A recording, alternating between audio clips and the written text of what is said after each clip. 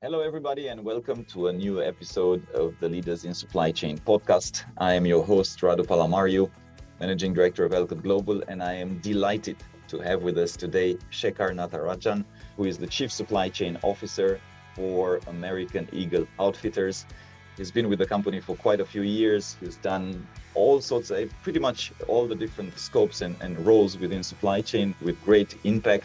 He's had a long-standing career within supply chain, has worked for several of the very large FMCG companies earlier in his career, including Coca-Cola, Pepsi, AB InBev. He also made significant stints within very large retailers as Walmart and Target. And now he's driving some extremely interesting projects within the American Eagle Outfitters supply chain, including, the acquisition that they've made to Quiet Logistics. They've also acquired AirTerra, and they're creating a platform, a sharing platform where logistics and supply chain can be looked across different retailers and different brands. So very excited to have you, Shekar, and look forward to hearing more from you on this podcast. Oh, it's an honor to be on the podcast with you, Radu. So maybe let's start first. Tell us a little bit about your career, because you're an eclectic person. You've done a lot of different things. So maybe walk us through a little bit, and also more importantly, tell us how you made the changes that you made and why, right? Because that usually is a very interesting story. Well, my life is a series of accidents, and so including my existence, I guess. Delighted to be talking to you. I came to United States about like 22 years ago to take care of my brother. I had no intentions of coming to United States. My brother had some health conditions, so basically, I decided to come take care of him. And my choice of university was, how do I actually hop onto a Greyhound bus and go visit my brother? So coming from slums in India, it's an honor to be here in the United States, having worked for all the companies that I work for, and also going to some amazing, platforms, like from education perspective. So when I graduated, this was in 2003, I couldn't find a job for almost like 6 months. And basically I ended up working for Coca-Cola. Like that was an accident, because I basically sent in a movie resume. I was working Cool. for the multimedia lab, and basically I said, how do I stand apart, and created a animation of like the capabilities I bring to an organization. Largely like some of the educational experiences I've had and some intern experiences I've had. And that caught the attention of the head of Coke operations, one of the largest bottlers. And that was my first break. My first break was an accident where I accidentally searched for the executive instead of like looking for Coca-Cola North America. Like I looked for the head of like Coke operations, and Coke operations is Coca-Cola bottling. So little did I know that that it's the bottling arm and not the real the formula side of the business and the brand side of the business. So and so I got through the process. It was very exciting. It was the best move that I've ever made in my life, primarily because beverage was going through a lot of changes at that time. And primarily, people are making healthy choices versus carbonated soft drinks. And basically, that switch actually increased the number of products in the supply chain from a pipeline perspective. And so we had to think very differently about how we store, how we package, how we basically move the product through the supply chain into the customer's shelves. Primarily, these are like small and big stores, pretty much the DSD model, direct to store delivery model. And so very fortunate to have worked there, led the transformation. I got recruited out to work for PepsiCo because some of the work that I had done during my Coke days was, and obviously, it was a very team effort. We had a very visionary leader, and I was just like implementing some of the great thoughts he had. And so we had come up with a delivery system which kind of like made delivery process agnostic of the type of individual. Usually delivery takes a certain person of a certain physique, usually like 200 to 250 pounds. They're able to run around the truck. They're able to like pull down the products, run it, put it onto the hand cart and run it into the store. So what used to take 17 touches on the road, we converted that into a single touch model, right? So we would palletize how the product needs to show up at the store, and basically had like a lifting system which was largely carbon dioxide lifts. So we were repurposing some of the assets that we already had, and we were able to like run it into the store. So that became an industry standard. So PepsiCo recruited me out, and I did not want to do anything that I did with Coca-Cola. So I started in the on the plant side, on the production side, leading intervention programs primarily focused on like turning around like manufacturing facilities and distribution centers, and coming up with like standards and how to like run these facilities. So I had a full gamut of like things that I did like in during my PepsiCo days, all everything from like capital planning to like distribution management to production to basically supply chain network design and management to kind of like running like region to primarily like really thinking about like the future of the PepsiCo distribution center, and how do we actually move into a mixing center model. Like, so how do we create production like environment in a distribution center. So that has been the journey there. Got pretty tired of being like a beverage guy, ended up working for Walt Disney Company, had a very interesting remit there. Like, Disney was trying to build out primarily like a integrated supply chain. So primarily all of the business and the business divisions were run very autonomously and still is run very autonomously.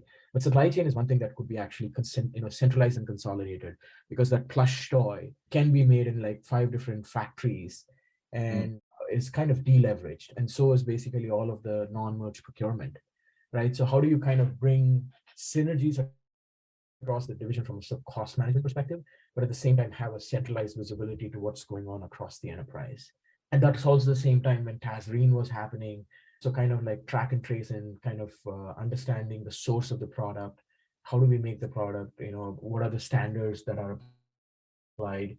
How do we bring technology capabilities to kind of manage all of this? Was the scope of this role. So I was very excited to be part of Walt Disney Company, amazing company, a lot of great talent, and like they're really creative people. Like, I really love the company a lot. And then basically like in 2015 I got recruited out to Walmart. Walmart was going through a very interesting point. Walmart in 2015 basically wanted to compete with Amazon in a very differentiated way. Again, an amazing company. And I was basically like tapped to come join the next generation supply chain team. Primarily this was the team focused on redefining the supply chain of the future for Walmart, which it's a pretty exciting role, as you can think, like, thinking about all the assets in Walmart and how do we kind of like, figure out how to kind of really compete. My charter then became, how do we bring the grocery home shopping business to life? Because grocery home shopping business was a money losing business at Mm. that time, and delivery particularly was not a winning proposition. Because if you think about like deliveries, like if you're running like $110 basket, being able to like do deliveries like for $5 to $7 is pretty kind of impossible, Yes. with the traditional asset-based models, and still is an impossible task. So we had to rethink the entire last mile model. So my team was responsible for bringing to life all of the logistics capabilities in the back end, like be it like pickup and delivery, and basically like how do we think about delivery in particular, like using crowdsourcing agents and associates, and primarily like like even our customers as delivery agents, and kind of like Mm. the model. So the cost of doing the deliveries using crowdsource agents was almost a third of what the cost of a typical large asset model was. Kind of that like really opened up the entire delivery program for grocery home shopping. And it's kind of the model that like basically like Walmart like now offers to most of its customers, using like its own delivery agents, like store associates doing the deliveries, and or basically crowdsourcing agents like DoorDash and others to do that. And now also they're vectoring into primarily leveraging basically like other companies and their last mile needs to be kind of like coalesced along.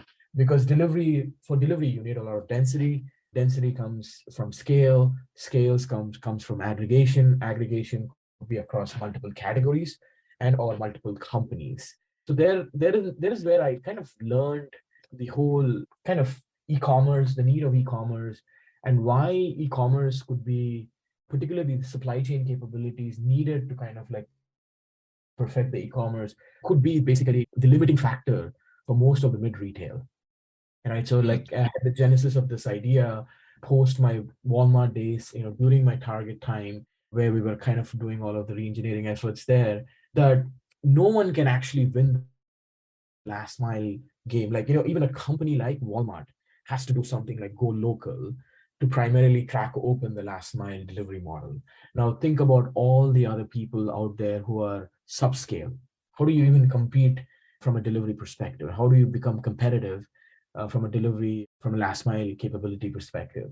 And so that's where, there's the moment of kind of reflection led me creating something like which is the Shopify of logistics. And this is a Mm, thought I had for a very long time, for almost like 6 years. One could argue whether it's like 5 years or 6 years, but it's been ruminating quite a bit, like in my head. And basically, like American Eagle gave me the opportunity to be able to really bring that vision to life. And we can talk a little bit more about that, Radu, as as we progress through this podcast. mm, mm, mm. No, quite fascinating. And before, so also a great transition, right? Because it's kind of, it makes so much sense, right, from your and what you did in Walmart to what now you're doing in American Eagle, right? So I think with the acquisitions and the platforms that you're building and the marketplace of logistics that you're building, for our listeners, exactly that metaphor, that analogy of Shopify for logistics is very good. Now, before we go into the details and how it's working out and all of that, I want to ask a very investment related question, right? I guess. And which is, how did you convince the CEO of American Eagle, right? Because there's a big chunk, and we keep preaching, and we have a book coming out that also is one of the key messages I hope from the book will be that supply chain professionals should be very good storytellers, influencers, right, presenters to get their case across, right? So you seem to have, the American Eagle has approved some significant acquisitions within logistics and supply chain space, right? We will talk about more about it, right? But how did you convince the CEO to do that? That's my key question. Well, see, as you probably could tell, like my life has been the product of basically some of the re-engineering efforts those companies were seeking to do. Right, with Coke, it was about kind of transforming the delivery system. With PepsiCo, it was kind of reimagining entire distribution system. Right, and with basically like Walmart, it was about convincing people to break away from like having like asset heavy models that Walmart is so used to having into an asset light model, right? And like convincing them that basically like Uber and Uber like models where you are actually handing over deliveries of like groceries, which is so close to your heart and so important, like particularly like US has been plagued with a lot of like controversial things like Tylenol and poisoning and other things. So there's a lot of resistance in terms of like getting people to like kind of adapt the new process. Now, like grocery and getting delivered using like crowdsource agents is almost like the second nature, right? And people like go to India, go to basically any part of the world, like it just happens naturally. Even like Mm, with like Walmart. So I think like having the ability to paint a vision, and the most important thing that is really critical for all executives to know is it's not just the vision which is important, it is the execution of that vision which is really critical, and kind of landing some immediate wins, like kind of showing the proof points that basically like a vision can be achieved, right? mm, So that has been the kind of the 20 years of my life. I've been really trained to think that way, trained to operate that way, be a multilingual person within an organization, talk the IT talk the business talk the finance talk, basically talk the supply chain talk, within the teams, and being able to like really influence up and down. And mm, like not a lot of my life has been, it's not all like successes. Like you learn from your failures. There were times when basically like things were never sold the way it should have been sold. We had to do a restart and a reboot and some of these things. And so as you go through this kind of maturity curve, you end up like honing on these kinds of skills, right? That's mm, why I said my life is a series of accidents. I never planned to be in these companies, I ended up being in those companies. I never planned to basically like lead like transformation initiatives. I was actually part of the transformation initiatives, maybe because like the way I think. I was never trained to be a change agent, but I ended up being one. And basically, like, with American Eagle, I was very, very fortunate. It was not just the CEO, it was also our CFO, it was mm, also our COO, it was the board, it was Jay Schottenstein who saw this vision, right? mm, They saw this vision and they said, like, like logistics is going to be a competitive advantage for the company. But hyperscale logistics would be a competitive advantage, not just a logistics capability, right? And so how do you get to the hyperscale? Well, if a company like Walmart cannot get to hyperscale with its own supply chains, let alone everyone else is going to be able to get to the hyperscale supply chains all by themselves, right? And so if a company like Walmart is not able to break the code on the last mile and has to basically like solicit like crowdsource agents, customers, associates, like, mind you, Walmart has like 1.4 million associates who are working in the stores, Mm. right? It has 150 million customers who walk through the front door, right? And so these are all publicly available stats. And so even a company like Walmart trying to figure out like how to make the last mile economics work, like we are all like mere mortals in the mid Yes. retail, right? So I think that the provocation was, hey, like, there's something unique here. This could be a business. And so we had to take the approach of kind of like showing to the board, showing to the execs, the other execs in the company, that this vision can be realized. It is basically kind of enhancing the profit pictures of basically like American Eagle. This can turn into a business all by itself. And we had to put like points on the board to be able to kind of like bring all of this to life. So we ended up piloting the concept with Quiet Logistics. We saw the benefit with Quiet Logistics. The benefit for Quiet Logistics was amazing. We were the first company, and we are still the only company, Radu, to kind of go out on the media to be able to go say that Mm.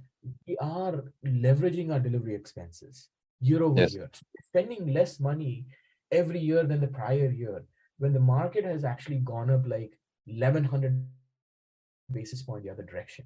The market has just seen price increases today of 1100 basis points. So 11% of price went up in a parcel delivery system. We were able to leverage our delivery by 300 basis point.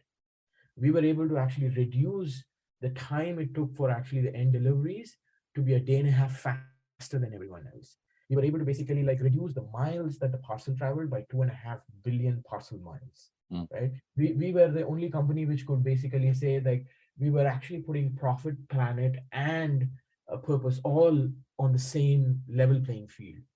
And it was built on this model of sharing, because like we couldn't do it ourselves. We need others to come collaborate with us.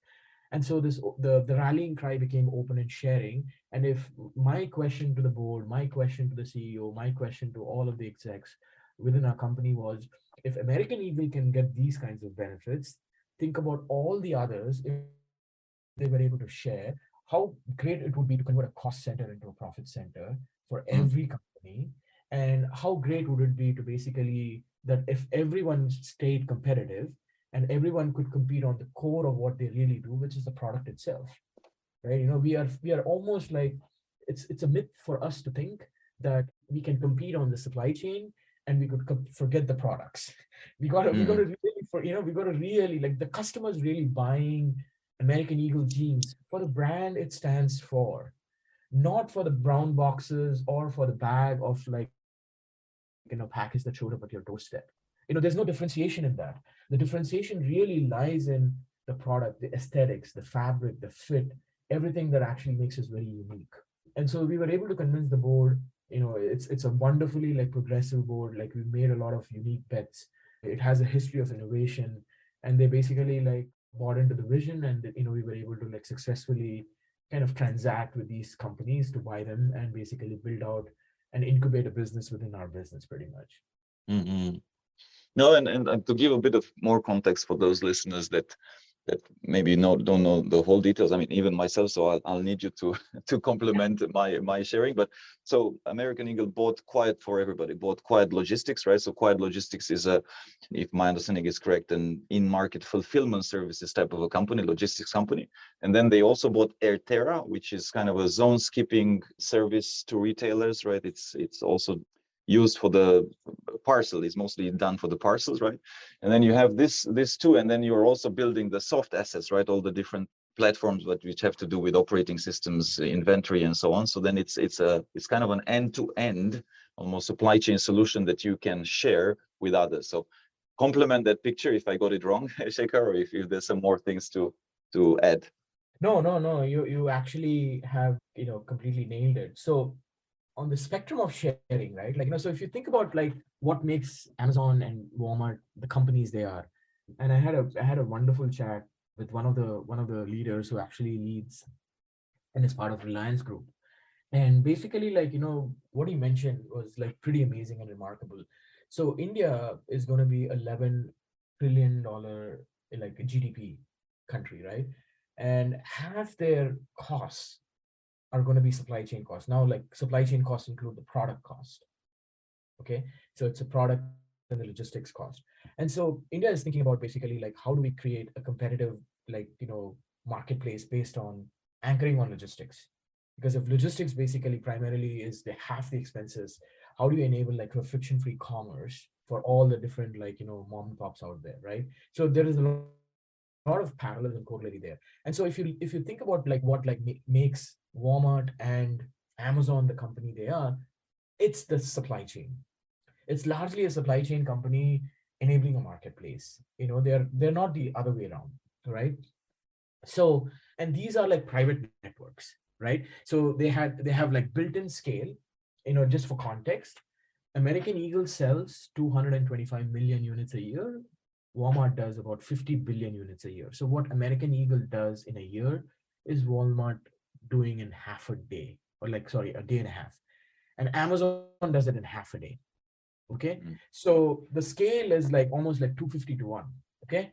So, so basically those private networks are like able to like, take on all the assets they need. Like, you like if you just go through basically like Walmart and its distribution capabilities, about like 200 odd distribution centers of different kind, about like 5,400 stores of different sizes. And they have like their own private fleet. They have their own like trucks. They have their own like, sortation capability. They have their own fulfillment centers. They have their own delivery agents. And primarily like, they could own the network because of the volume that people have, right? And so the other retailers, like say for example, like, let's take for example American Eagle. American Eagle has like two distribution centers. Two distribution centers. Okay. So you cannot get to the edge of the country where really the population is for delivering e-commerce in a very efficient way from the two distribution center model. People typically tend to use the stores, but stores are a proxy for a very bad fulfillment capability. Because in a store, like, it's really 4,000 square feet. In a 4,000 square feet, you cannot put 100,000 SKUs, and you end up basically like not maximizing that hyper local like inventory which is available. It is supposed to be like local inventory for local consumption, ends up being like a national inventory. Like, that product which is in LA is very unique, and the customer is really requesting that item in New Jersey. So basically that item gets like shipped across the country, right? So that's what happens like in a ship from store model pretty much. So we wanted to kind of look at the end-to-end spectrum of the supply chain and create a public version, right? So what can you share in the public version? Well, like we're already like, we've already outsourced the factories. Like none of the retailers, particularly the apparel retailers, they don't own the factories. It's all like run by the same factory. So Lululemon is made in the same factory as AB is, and it's the same factory where Atleta is made, right? After that, no one tends to share most of the things in common. They don't share basically the consolidators. They don't share the ships, like, or the containers which actually ride on the ships. They don't share the distribution centers. They don't share basically the over-the-road transportation. They don't share the transloaders. They don't share the distribution centers, and they definitely don't share this edge fulfillment centers, right? And all of the technology associated with it. So what we are trying to do is basically make every one of our workflows, which is obviously how we do the business today. Like, we kind of like make the product and take it all the way to the doorstep. And we collected assets and we collected basically capabilities along the way. Now we are open sourcing all of those, every step of the way, right? So we are trying to take like what happened in the closed network, which is a single tenancy model, and taking every step of the workflow and making it open source. That way it becomes multi-tenancy every step of the way. Yes. Right. And so that is essentially what we are trying to do. So our game is to be able to get to similar scale without having to make similar investments. Yeah. Right. And so it is also tapping into all of the available capacity across all of these workflows, across countless seasonal products. right? So the benefit of like having worked for all these companies, and like as I said, like, my life is a series of accidents. Little did I know, like 20 years later is what I'm going to be doing today. I work for a beverage company. We have something called 100 Days of Summer in Pepsi, Mm. right? If you basically look at the boots sell significantly in large quantities during September and February. If you take basically like, electronics basically come out like, during this season, September, October, November, right? When they really announce and basically are trying to capitalize on the Christmas sales. And if you take basically the apparel industry, the peak is during like November and back to school season. And if you take basically the beer companies, based on like the profile of basically the games that we have, it's usually like December, January, and February. That's like, and Super Bowl day is the biggest sales for beers, pretty much, along with chips. Mm. So all these businesses have counter seasonal nature to them. So it is about matching all these different, categories of products and using a very efficient way to open source them and building a network which basically like brings access and scale closer to the doorstep. And that's essentially what we're trying to do. Mm. And I mean, and of course, there's some huge benefits from a utilization linked to, of course, sustainability. You mentioned some mind-blowing numbers also in terms of the reduction, right, of how many miles, emissions, and all of the good stuff that would happen. Now, playing a little bit devil's advocate on the other side, if let's say if I'm a direct competitor on the product, right? So if I'm an apparel brand, or I don't know, I make jeans as well, let's say, let's not name them, but and then I use the open platform, right? I've seen this in other industries, right? We work in shipping, for example, and I remember vividly being at a shipping conference, and there was one speaker much older than I am and 30, 40 years in the industry, and he said the industry will start collaborating if we get attacked by aliens, because then we have a common enemy, and that's when the industry will collaborate. So that was in shipping. There's some things that have changed, but bottom line, what I'm trying to say is there is a certain, let's say, reluctance among competitors to share or collaborate too much, right? So I guess if I sell jeans and then I'm using your platform, for example, right, I'm guessing that somebody might think, okay, but how do I make sure that my product also reaches my customer and you don't get priority over mine or something like that? So how do you address this type of potential challenge? Yeah, like, that's a great question. So if you think about, like, when I joined American Eagle, they, like, people said, hey, like, you own supply chain. And I said, great. And I was like so excited, like, you basically own end-to-end supply chain and all that stuff. So, and I began to look at like the vastness of the supply chain and like, the breadth of the scope and the responsibility I had.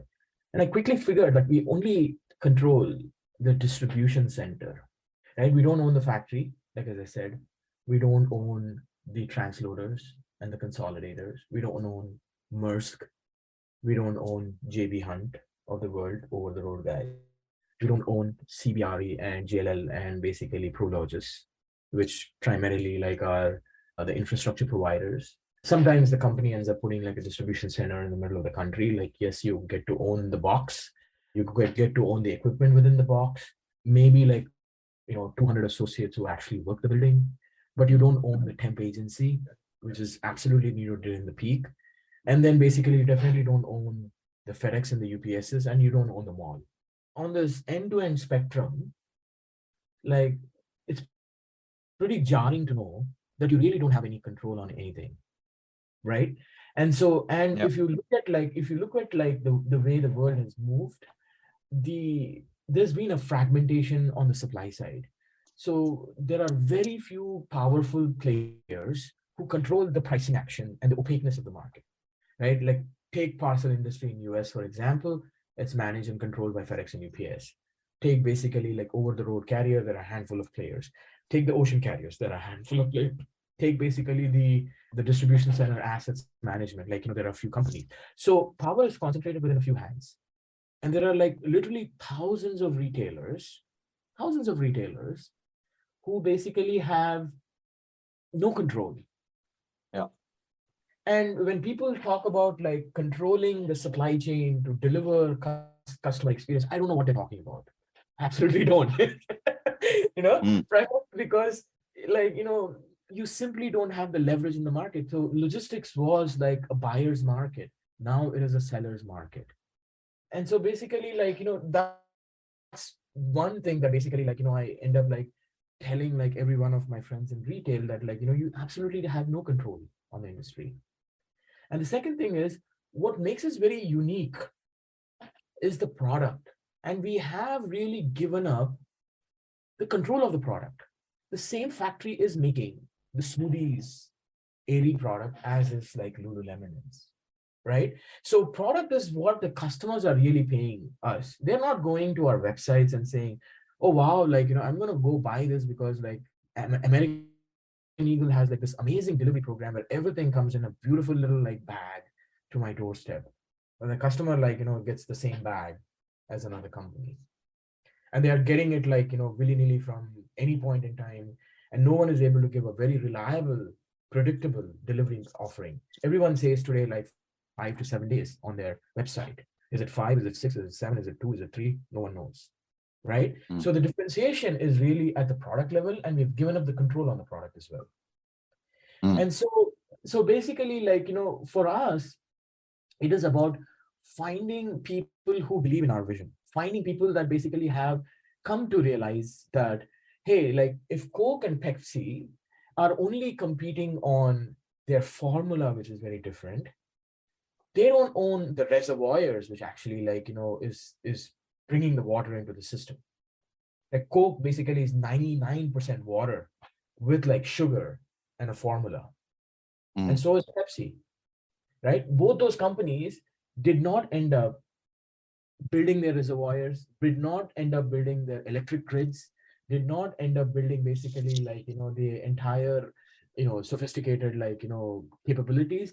They have largely stayed within the realm of their capabilities, which is, I'm going to package this, I'm going to formulate, create a formula for this, and I'm going to offer the customers like different offerings so that they could consume more and more with us. So they have mm, figured that, when you're competing, you don't have to compete on all the dimensions that make you unique on the value chain. The only things which matter are product related. And so that is the same concept we are extending to the supply chain. Obviously, like, we are providing neutrality, like, so this company that we have, that we bought and we are assimilating within the American Eagle framework, is an independent entity. It has its own independent structure. There's a president of the company, there's technology. We don't use the same backend services. We basically like have an arm's length agreement between American Eagle. So American Eagle is a customer to the Quiet platforms, right? It is mm, not basically, it's not one and the same entity. And primarily, like, all the capabilities that were built in American Eagle have been transferred over to the new entity, right? So mm, the new entity has a neutrality in terms of how it kind of operates and the way it operates. So when we go through the exercise of like basically looking at the demand, kind of looking at the labor needed to kind of run some of these facilities, we have a holistic forecast. We don't basically look at it by brand and say like American Eagle needs to get a higher priority, so I'm going to put like more labor against it. Well, if I put more labor against that plan, the P&L of American Eagle is going to get impacted because eventually like our P&L gets consolidated. So like trying to prioritize and over like, service American Eagle is going to be detrimental for the new entity. So we've created like all these incentive mechanisms and, capabilities, and basically the way the metrics are kind of set up, they service American Eagle as a customer. mm, mm, mm, So that's mm, the mm. other thing that we did, right? Yeah. And the backend systems are all different. And so there's no scope for any of this data sharing and other things. So if you look at like, to your example, right? We have like footwear company. We are not in the business of footwear. We are not in the business of bridal wear. We Mm, are not in the business of like American Eagle has a very specific kind of like group of people that we service. It is a 15 to 25-year-old for the American Eagle products, and for Aerie, it's kind of like, we are in the intimate wear business. And so we have a very unique demographic, and 99.5% of the customers don't even like, companies don't even overlap with us. yeah. Yeah. And fashion is is the other thing is fashion is a kind of a segment where, even if you had like, product intelligence, like so to say, right? By the time you basically manufacture, bring it here and basically try to sell it, it's already obsolete because it's a fashion model. It's a fashion-based product, right? And so basically, like, we've created all kinds of checks and balances between the two companies to be able to like kind of really create that arm's length neutrality kind of model. But at the holistic level, we are a retailer. We are not another 3PL. We are another like a retailer who understands retail business inside out, from the time the product is made in from the factories to the time basically it gets to the doorstep. And we are using our knowledge to disrupt ourselves. Mm-hmm. Someone doesn't come and disrupt us, and someone doesn't come and disrupt the industry, and someone doesn't annihilate the industry because we are super and competitive, because we're all competing for things that really don't matter. Yes. Now, this was a very good answer, and I'm hoping many people will will listen. I think it's a common misconception, right? That let's not collaborate because ultimately it's gonna affect our business somehow or not. It's actually collaboration is key. Collaboration, in my view, is probably the only way in which we're gonna be sustainable and achieve the sustainability goals that we've achieved. And supply chain is at the core of that. So I really wish you a very successful journey ahead, Shekar. And as a way of closure of this podcast, I have one final question for you, which is, looking back at your series of accidents, right, in your career, what would be one or two principles that helped you the most that you want to share, maybe with a younger side of our audience? What would be one or two pieces of advice for a successful career? I think dogged persistence. And like, as I said, like my life is a series of accidents, including me visiting here. Radu, I come from slums in India, where access to education, paying for funerals, having mobility, and like, having even basic necessities was a big deal. Like, I lived in a house with like one room, which was also the kitchen, which was also basically where we were all sleeping. And we had like 8 people in the house: me, my brothers, my grandmother, my 2 aunts, my dad, and my mom. And like we had about two, like, that would make it 9 actually. So, you know, coming here, I felt like, basically America is like probably one of the greatest lands out there, the greatest countries out there, which creates an opportunity for everyone who puts their mind to it.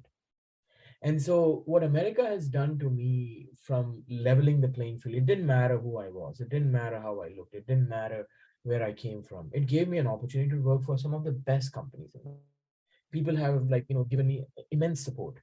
And so I tell myself, what do I have to lose? I came to United States with $34 in my pocket. Mm. $34 in my pocket. And I have nothing to lose in my life if I go back to $34 in my pocket. Like, and so that is where I think, like, if you feel liberated, that basically like you have nothing to lose and you have dogged persistence, that is the recipe for success. That's number one that you need. The Mm. second one that you absolutely need is basically, for the first 17 years of my life, you know, I was like on a wild goose chase. So I was trying to climb up the corporate ladder. I was trying to basically figure out, like, like how to get to my next level, how to make a little bit more money, how to get Mm. a little bit more title and all that stuff. And then 2017, something remarkable happened with me. Like, I had to go spend time with my mom. I had to take a sabbatical. And at that time, I was asking the purpose of my life. And I figured when I asked the question, like, what is my life's purpose and why am I basically like, in the place where I am? The answer came to me that I was basically trying to show people that I was successful, but I was not basically like trying to make myself excellent in what I do. And when I flipped that thinking over and said, like, it doesn't really matter, like, whether people think I am successful or not, I just need to be like satisfied internally that I'm excelling every day, because it's about making yourself better every day. And it's a routine. It's a routine that you got to make yourself better every day. Then, like, everything is feasible and possible. Mm. It was my dream to basically build a supply chain company within a company, and basically make it more like valuable than the core business. Everybody Mm-hmm. talks about converting a cost center into a profit center. Well, like, we are probably going to be creating a very valuable company within American Eagle, which happens to be not the core business, which is like retail, but it is going to be logistics. And so, like, my 2 cents to everyone is, like, don't chase success because you want people to know that you're successful. Be successful because you want to be successful in your life, and that Mm-hmm. comes through excellence, and that comes through basically repeated, like kind of working on yourself repeatedly, like, from a personal, a professional, and basically like an experiential basis. So those are Mm-hmm. the two kind of like advice I would give, like dogged persistence and make yourself better every day, not for others, just for yourself. Mm. Love it. Now, Shekar, this was wide-ranging, super engaging, full of examples. Loved it, man. So thanks a lot for joining us today. Wishing you, continued little bit of improvement every day. It adds up, and I think in a couple of years we're gonna. I'm really curious to see what you build and how big it gets within the American Eagle and the ecosystem that you're building. And wishing you all the success there. And thanks again for joining us and for your time. Thank you, Radu. Super. Thank you for listening to our podcast. If you like what you heard, be sure to go to www.elcotglobal.com and click the podcast button for all the show notes of the interview. Also, subscribe to our mailing list to get our latest updates first. If you're listening through a streaming platform like iTunes, Spotify, or Stitcher, we would appreciate a kind review. 5-star works best to keep us going and our production team happy. And of course, share it with your friends. I'm most active on LinkedIn, so do feel free to follow me. And if you have any suggestions on what to do and who to invite next, don't hesitate to drop me a note. And if you're looking to hire top executives in supply chain or transform your business, of course, contact us as well to find out how we can help.